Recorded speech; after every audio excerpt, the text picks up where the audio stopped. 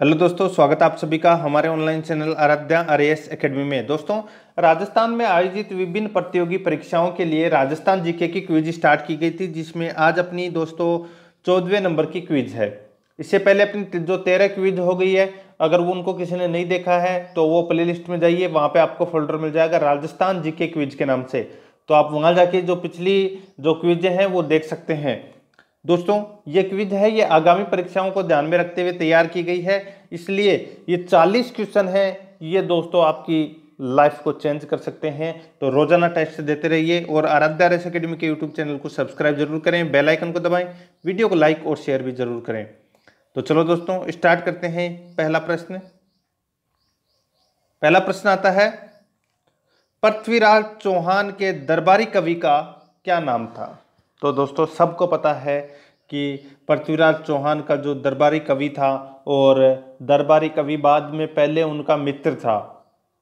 ठीक है, पृथ्वीराज चौहान तृतीय का यहाँ पे दरबारी कवि का नाम पूछा गया है, तो उसका राइट आंसर हो जाएगा चंद्रबरदाई। ठीक है, 2 नंबर का ऑप्शन इसका राइट आंसर हो जाएगा। दोस्तों, ये चंद्रबरदाई है, ये पृथ्वीराज चौहान का परम मित्र था। ठीक है, और आप सभी को पता है कि इन्होंने एक पुस्तक लिखी थी जिसका नाम था पृथ्वीराज रासो। क्या नाम था? पृथ्वीराज रासो। इस पुस्तक के रचनाकार थे चंद्रबरदाई। इस पृथ्वीराज रासो पुस्तक में से ही अपने को जानकारी प्राप्त होती है कि मोहम्मद गोरी की आंख फोड़ दी थी, मोहम्मद गोरी ने पृथ्वीराज चौहान की आंखें फोड़ दी थी। फिर जो पृथ्वीराज चौहान ने तीर चला के मार दिया था। ये सभी जानकारी है, ये अपने को पृथ्वीराज रासो के अंदर ही मिलती है। एक बात याद रखना दोस्तों, पृथ्वीराज रासो के अलावा जितने भी ग्रंथ हैं उन सभी में एक ही जानकारी अपने को मिलती है कि पृथ्वीराज चौहान को हरियाणा में हिसार के पास में मोहम्मद गोरी ने तुरंत मार दिया था। वो कहीं लेके नहीं गया था, ना ही जेल में बंद किया था, और ना ही दोस्तों उसकी आंखें वाखें फोड़ दी थी। ठीक है, तो जो अपन जो पढ़ते हैं वो पृथ्वीराज रासो के अनुसार पढ़ते हैं। ठीक है, ये भी आपको इसमें याद रखना है, दोनों चीज याद रखनी है आपको।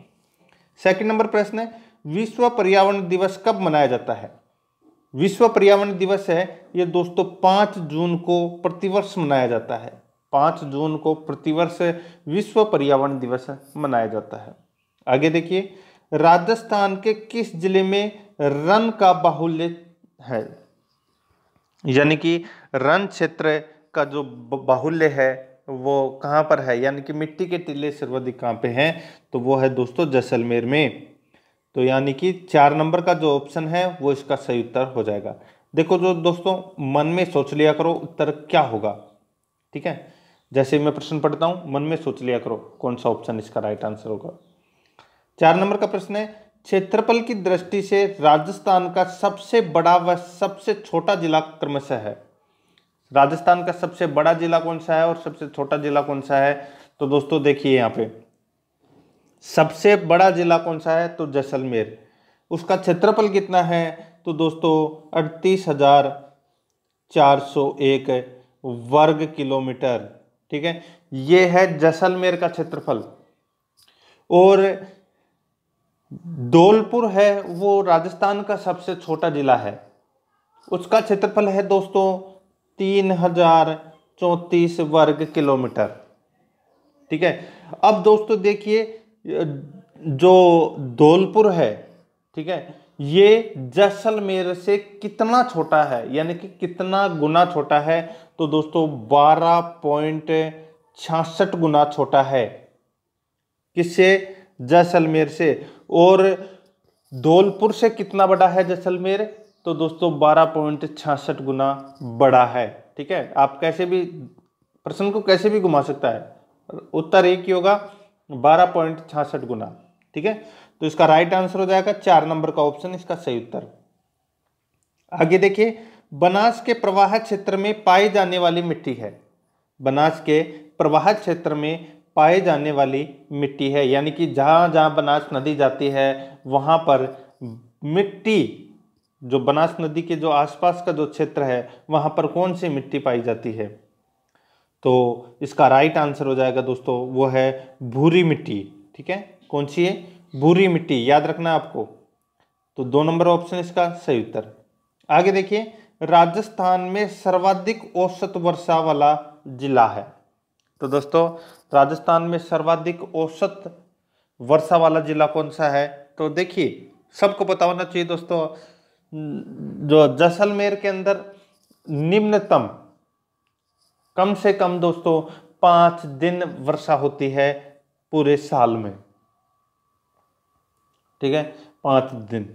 और अगर मैं बात करूं झालावाड़ में, तो दोस्तों झालावाड़ के अंदर 40 दिन वर्षा होती है। 1 महीना 10 दिन वर्षा होती है, और जैसलमेर में होती है 5 दिन। अब आप देख सकते हैं कि सर्वाधिक औसत वर्षा वाला जिला कौन सा है, तो वो आपको पता चल गया होगा कि झालावाड़। झालावाड़ में सर्वाधिक वर्षा होती है, और ये भी आपको इसमें याद रखना है कि 40 दिन तक वर्षा होती है राजस्थान इसमें झालावाड़ में। ठीक है, 4 नंबर का ऑप्शन इसका सही उत्तर। आगे देखिए, कावोद झील कहाँ पर स्थित है? तो दोस्तों कावोद झील भी जैसलमेर की प्रसिद्ध झील है। और ये क्यों प्रसिद्ध है? क्योंकि दोस्तों ये झील जैसलमेर की खारे पानी की झील है। जैसे अपने सांबर, डीडवाना, पंचभद्रा ये जो झीलें हैं, वैसे ही दोस्तों जो कावोद झील है ये एक खारे पानी की झील है, और ये जैसलमेर में स्थित है। 1 नंबर का ऑप्शन इसका सही उत्तर हो जाएगा। आगे देखिए, कौन सा युग्म असंगत है? तो कौन सा युग्म असंगत है? एक तरफ दोस्तों नदी दे रखी है, दूसरी तरफ है जिला दे रखा है, यानी कि कौन सी नदी कौन से जिले में बहती है। ठीक है, तो यहाँ पे देखिए दोस्तों, रूपारेल नदी ये दोस्तों अलवर व भरतपुर जिले में बहती है, रूपारेल नदी। ठीक है, चंद्रभागा, चंद्रभागा दोस्तों राजसमंद व भीलवाड़ा जिले में बहती है, बिल्कुल सही है। यहाँ पे देखो कांतली, झालावाड़ दे रखा है, जो कि यहाँ पे गलत दे रखा है। कांतली नदी है वो दोस्तों कहाँ पर? सीकर जिले में बहती है। ठीक है, कहाँ पर? खंडेला की पहाड़ी, सीकर जिले में बहती है दोस्तों ये कांतली नदी। तो ये यहाँ पे झालावाड़ गलत दे रखा है। चौथा है लूणी, लूणी नदी है ये जोधपुर में बहती है, जोधपुर सहित टोटल 6 जिलों के अंदर बहती है लूणी नदी। तो दोस्तों यहाँ पे अपने को पूछा था असंगत युग्म कौन सा है, तो कांतली इसका राइट आंसर हो जाएगा। ठीक है, 3 नंबर ऑप्शन। आगे देखो, अन्नपूर्णा दूध योजना संबंधित है। तो अन्नपूर्णा दूध योजना है ये किससे संबंधित है? तो दोस्तों आप सभी को पता है ये सरकारी स्कूलों से संबंधित है। अन्नपूर्णा दुग्ध योजना आप सभी को पता है इस बारे में, अभी शुरुआत की गई थी, इसमें वसुंधरा राजे के द्वारा शुरुआत की गई थी। ठीक है, आगे देखो, देश का प्रथम मरु वानस्पतिक उद्यान कहाँ पर स्थापित किया जाएगा? तो देश का प्रथम मरु वानस्पतिक उद्यान कहाँ पर स्थापित किया जाएगा? तो ये स्थापित किया जाएगा दोस्तों जोधपुर में। कहाँ पर? जोधपुर में स्थापित किया जाएगा। 2 नंबर का ऑप्शन इसका सही उत्तर हो जाएगा। आगे देखिए दोस्तों, वर्ष 2011 की जनगणना के अनुसार राजस्थान में पुरुष साक्षरता दर है।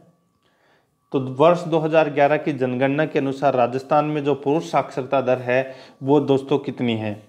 तो दोस्तों सबसे पहले अपने को ये भी पता होना चाहिए कि राजस्थान की जो साक्षरता दर है वो कितनी है। तो वो है दोस्तों 66.1।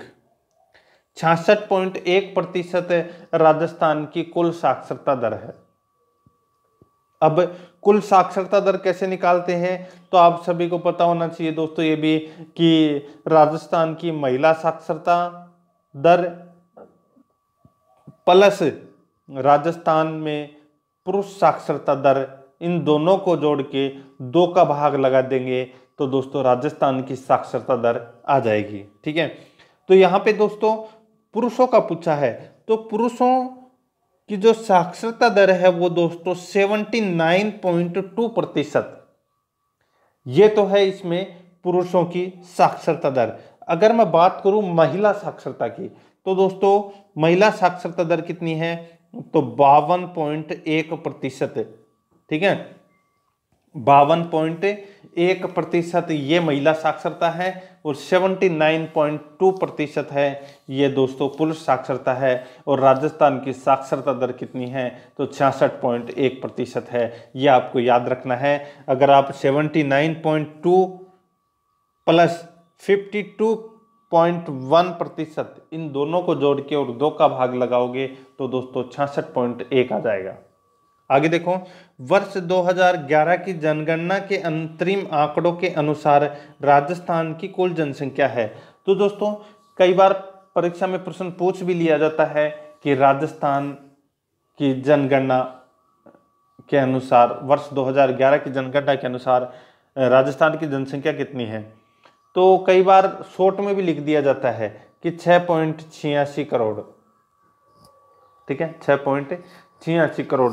अगर आपको एग्जैक्ट आंकड़े दे दे, जैसे राजस्थान का क्षेत्रफल कितना है, 3,42,239.74 किलोमीटर वर्ग किलोमीटर, ठीक है। यह आपको याद रखना है, 0.74 भी लगता है आगे।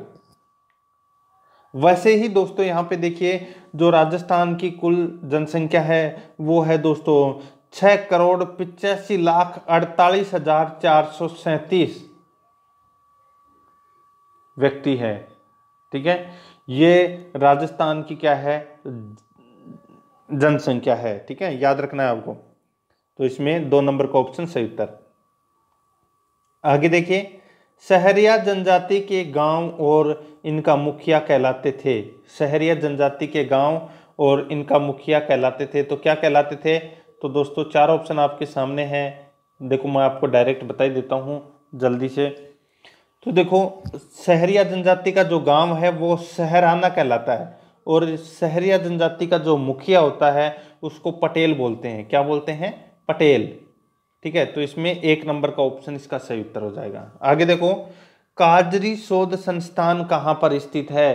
तो दोस्तों काजरी शोध संस्थान कहाँ पर है, तो ये जोधपुर में है दोस्तों। कहाँ पर है, जोधपुर में है। इस काजरी शोध संस्थान की स्थापना दोस्तों 1959 में हुई थी। ये आपको इसमें याद रखना है। आगे देखिए, सहकारी किसान क्रेडिट कार्ड योजना का देश में सर्वप्रथम शुभारंभ किस राज्य में किया गया था। सहकारी किसान क्रेडिट कार्ड योजना का देश में सर्वप्रथम शुभारंभ किस राज्य में किया गया था। तो कौन से राज्य में किया गया था। 4 ऑप्शन आपके सामने हैं, महाराष्ट्र, राजस्थान, गुजरात, पंजाब।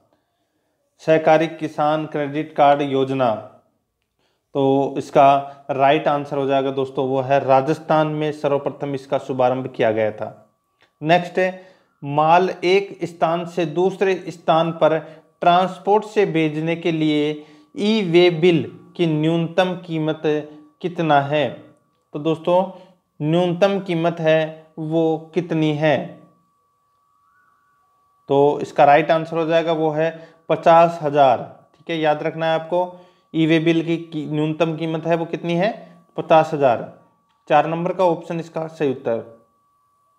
आगे देखो, ओरई बांध परियोजना का संबंध है। तो ओरई बांध परियोजना का जो संबंध है वो किससे है, तो वो दोस्तों चित्तौड़गढ़ से है, ठीक है। चित्तौड़गढ़ में है ये ओरई बांध परियोजना, याद रखना है आपको। 1 नंबर ऑप्शन इसका सही उत्तर हो जाएगा। आगे देखो, राजस्थान में केंद्रीय भेड़ प्रजनन केंद्र कहाँ स्थित है। राजस्थान में केंद्रीय भेड़ प्रजनन केंद्र है, ये कहाँ पर स्थित है। ये स्थित है दोस्तों कहाँ पर, तो अविकानगर टोंक में स्थित है राजस्थान में केंद्रीय भेड़ प्रजनन केंद्र। तो इसमें 1 नंबर का ऑप्शन इसका सही उत्तर हो जाएगा। आगे देखिए, राजस्थान में शिप एंड वूल ट्रेनिंग संस्थान किस स्थान पर स्थित है। राजस्थान में शिप एंड वूल ट्रेनिंग संस्थान किस स्थान पर स्थित है। 4 ऑप्शन आपके सामने हैं, जयपुर, जोधपुर, बीकानेर, बाड़मेर।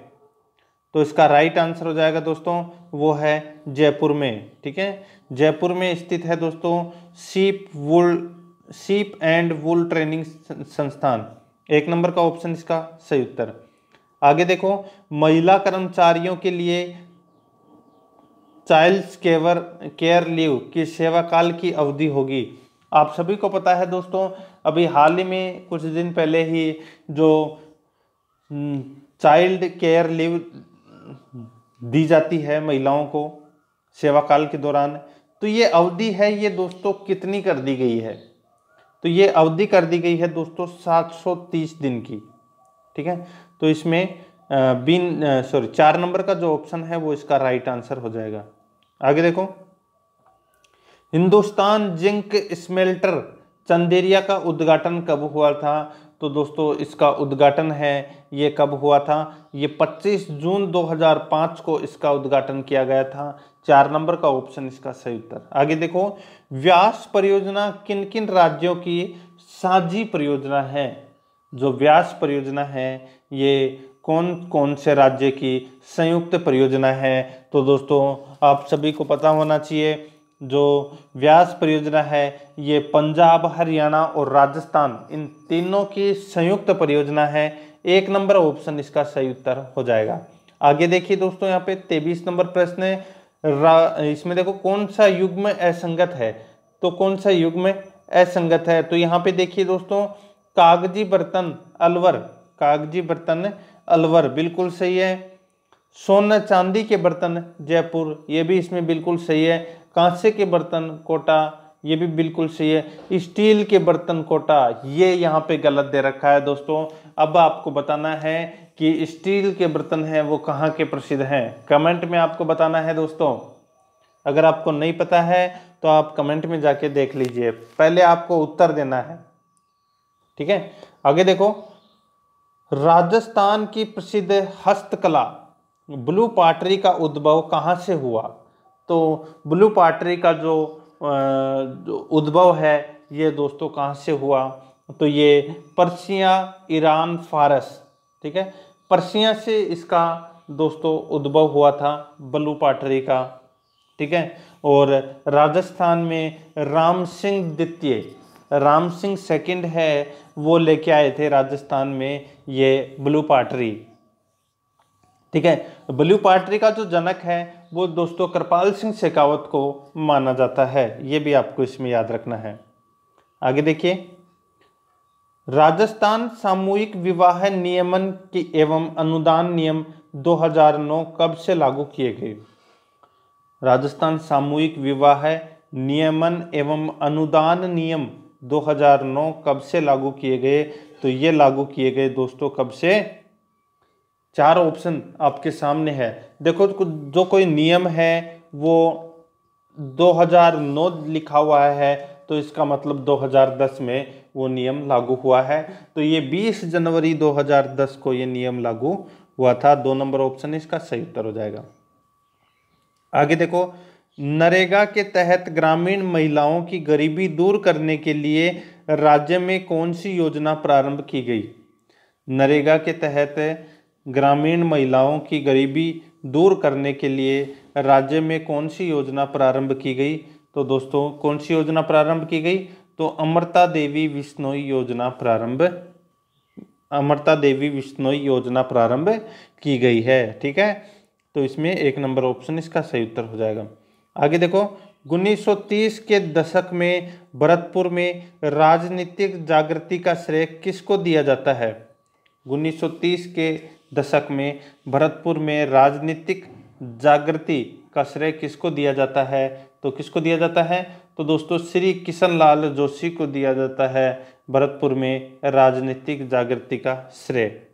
ठीक है, श्री किशनलाल जोशी को। ठीक है, 1 नंबर ऑप्शन इसका सही उत्तर। आगे देखो, राजस्थान में पंचायती राज का प्रवर्तन सर्वप्रथम हुआ। तो राजस्थान में पंचायती राज का जो प्रवर्तन है वो सर्वप्रथम कहाँ हुआ था? तो आप सभी को पता है कि नागौर जिले में बगदरी गांव है, वहां पर दोस्तों पंचायती राज सर्वप्रथम लागू हुई थी। कब? तो 1959 ईस्वी में पंडित जवाहरलाल नेहरू के नेतृत्व में। ठीक है, तो उद्घाटन पंडित जवाहरलाल नेहरू ने किया था। तो इसमें 1 नंबर ऑप्शन इसका सही उत्तर हो जाएगा। आगे देखिए, परिणामी संप्रदाय के उपदेश किस ग्रंथ में संग्रहित है? जो परिणामी संप्रदाय है इसके उपदेश कौन से ग्रंथ में संग्रहित हैं? तो दोस्तों कुजलम स्वरूप, एक ग्रंथ है कुजलम स्वरूप। इस ग्रंथ में दोस्तों परनामी संप्रदाय के उपदेश संग्रहित हैं, याद रखना है आपको। आगे देखो, ऊंटों के देवता के रूप में कौन से देव लोकप्रिय हैं, यानी कि ऊंटों के देवता के रूप में कौन से लोक देवता को पूजा जाता है, तो उनका नाम है दोस्तों पाबूजी। ठीक है, पाबूजी का जो मुख्य मंदिर है वो कोड़ूमंड जोधपुर में है, और ऊंट पालने वाली जाति है रेबारी राइका। ठीक है, ये जो जाति है ये ऊंट पालने वाली जाति है, और ये अपना जो इष्ट देव है वो पाबूजी को मानते हैं। ठीक है, ये भी आपको याद रखना है। और पाबूजी के ऊपर एक पुस्तक लिखी गई है जिसका नाम है पाबू प्रकाश। उस पुस्तक के रचनाकार हैं दोस्तों आसिया मोडजी। क्या नाम है? आसिया मोडजी, याद रखना है। अगर आपने लोक देवी और लोक देवता वाली क्विज देखी है तो आपको पूरा पाबूजी याद आ गया होगा कि पाबूजी ने क्या क्या किया था, क्या क्या नहीं किया था, आपको सारा याद हो गया होगा। आगे देखिए, राजस्थान का प्रसिद्ध पुष्कर मेला किस माह में लगता है? तो पुष्कर मेला है वो कौन से माह में लगता है? तो देखो, जो प्रसिद्ध जो पुष्कर का जो मेला है, ठीक है, वो दोस्तों नवंबर माह में लगता है। कब लगता है? नवंबर माह में। और आप सभी को पता है कि कार्तिक पूर्णिमा को ये मेला लगता है और दीपावली के आसपास लगता है। तो इसमें 2 नंबर ऑप्शन इसका सही उत्तर। नेक्स्ट है, किस मेले को आदिवासियों का कुंभ कहा जाता है? तो आदिवासियों का जो कुंभ है वो दोस्तों बेणेश्वर का मेले को कहा जाता है यहाँ पे। ठीक है, यहाँ पे खंडित शिवलिंग की पूजा होती है दोस्तों। बेणेश्वर का जो मेला है इसको आदिवासियों का कुंभ कहा जाता है। ठीक है, कहाँ पर है ये? डूंगरपुर में। आगे देखो, राजस्थान में किस वर्ष में सती प्रथा को जयपुर रियासत ने गैर कानूनी घोषित किया? यानी कि सती प्रथा को गैर कानूनी घोषित है वो जयपुर रियासत ने कब किया था, ये पूछा है इसमें।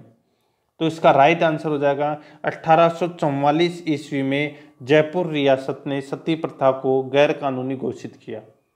याद रखना 1844। आगे देखिए, कौन सा युग्म असंगत है?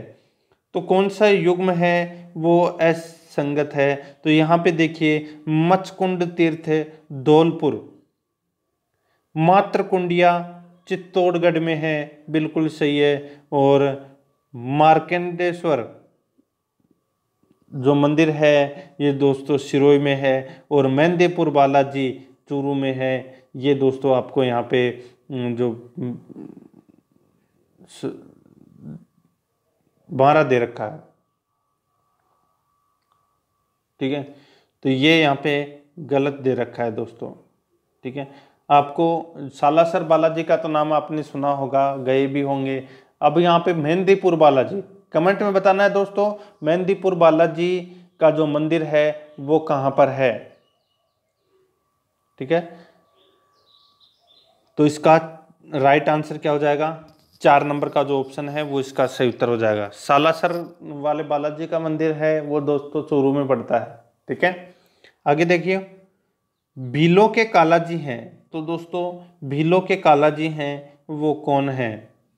तो राइट आंसर हो जाएगा इसका, देखो, केसरिया नाथ जी, ऋषभ देव जी, आदिनाथ जी, ये तीनों के तीनों है ये भीलों के कालाजी है। याद रखना है आपको। तो इसमें इसका राइट आंसर हो जाएगा दोस्तों उपरोक्त सभी। 4 नंबर का ऑप्शन इसका बिल्कुल सही उत्तर है। आगे देखिए, मोहन वीणा के निर्माता कौन है? तो दोस्तों मोहन वीणा के जो निर्माता हैं वो कौन है?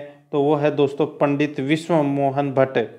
पंडित विश्व मोहन भट्ट हैं, ये मोहन वीणा के निर्माता हैं। ठीक है, 3 नंबर का ऑप्शन इसका सही उत्तर हो जाएगा। नेक्स्ट है, डामोर जनजाति की जाति पंचायत का मुखिया क्या कहलाता है? यानी कि डामोर जनजाति की जो पंचायत होती है उस पंचायत का जो मुखिया है उसको क्या कहा जाता है? उसको कहा जाता है दोस्तों क्या? मुखी। क्या कहा जाता है? मुखी। नेक्स्ट है, अरावली पर्वत श्रृंखला के विस्तार की क्या दिशा है? तो वो अरावली पर्वत की क्या दिशा है राजस्थान में? तो देखिए यहाँ पे मैं आपको बता देता हूँ, राजस्थान में नहीं पूरी बता देता हूँ, चलो राजस्थान का मैप बना के बता देता हूँ पहले, ठीक है। तो जैसे ये अपना है राजस्थान, ये अपना है राजस्थान, ठीक है। अब यहाँ पे देखिए जो अरावली पर्वतमाला है वो यूं है, तो ये दिशा कौन सी हो गई? ये यूं जा रही है, ठीक है, यूं जा रही है, ये गुजरात से स्टार्ट होती है और दिल्ली में जाके समाप्त हो जाती है। तो ये इस तरफ से जा रही है, तो ये दिशा कौन सी है? तो ये हो गई दोस्तों, नीचे तो हो गई दक्षिण और ये हो गई पश्चिम, यानी कि दक्षिण पूर्व से लेके दक्षिण पश्चिम से लेके उत्तर पूर्व की तरफ। तो दक्षिण पश्चिम से उत्तर पूर्व, 3 नंबर का ऑप्शन इसका सही उत्तर हो जाएगा। आगे देखिए, भिवाड़ी औद्योगिक क्षेत्र किस जिले में है? तो ये दोस्तों कहाँ पर है? अलवर में है। नेक्स्ट है, पद्मावत के लेखक कौन है? तो पद्मावत के लेखक हैं दोस्तों मलिक मोहम्मद जायसी। इन्होंने इस पुस्तक की रचना की थी 1540 में, ठीक है। और इस पद्मावत, एक कुछ एक्स्ट्रा चीज़ मैं आपको बता देता हूँ, इसमें एक पुस्तक है, ठीक है, जिसका नाम है पद्मावत, ठीक है। इस पुस्तक के अनुसार दोस्तों पद्मिनी है वो कहाँ की राजकुमारी थी? तो दोस्तों सिंहल देव की राजकुमारी थी। पिता का नाम था गंधर्वसेन और माता का नाम था चंपावती, ठीक है। और सिर्फ पद्मावत के अनुसार बता रहा हूँ मैं आपको। अब एक चीज और बता देता हूँ साथ में कि राजस्थान में जो लोक साहित्य और जैन मुनियों के अनुसार पद्मिनी कहाँ की थी, ठीक है। अब की बार मैंने वर्ड चेंज कर दिए। पहले तो मैंने क्या पूछा था कि पद्मावत के अनुसार पद्मिनी कहाँ की राजकुमारी थी, तो मैंने आपको बताया सिंहलदीप की राजकुमारी थी, पिता गंधर्वसेन, माता चंपावती थी, ठीक है। अब मैंने पूछा है राजस्थान के लोक साहित्य एवं जैन मुनियों के अनुसार पद्मिनी है वो कहाँ की थी? तो वो दोस्तों जैसलमेर की राजकुमारी थी, ठीक है। एक कहावत भी प्रचलित है, पुंगल गटरी पद्मिनी तुराणी सिरमोड़, जैसलमेर जन्म लियो परणी गढ़ चित्तौड़, ठीक है। तो आपको याद रखना है। तो इसका राइट आंसर हो जाएगा मलिक मोहम्मद जायसी। अपन जो किताबों में पढ़ते हैं वो पद्मावत के अनुसार ही पढ़ते हैं, ठीक है। शाखा कब हुआ था? 1303 में। और किताब कब लिखी गई? 1540 में। अब आप देख सकते हैं कि 237 साल बाद में किताब लिखी गई है। उस टाइम पता है क्या हुआ? आज आपको पता है क्या 200 साल पहले क्या हुआ था? नहीं पता दोस्तों, ठीक है। तो अपन जो पढ़ते हैं वो पद्मावत के अनुसार पढ़ते हैं।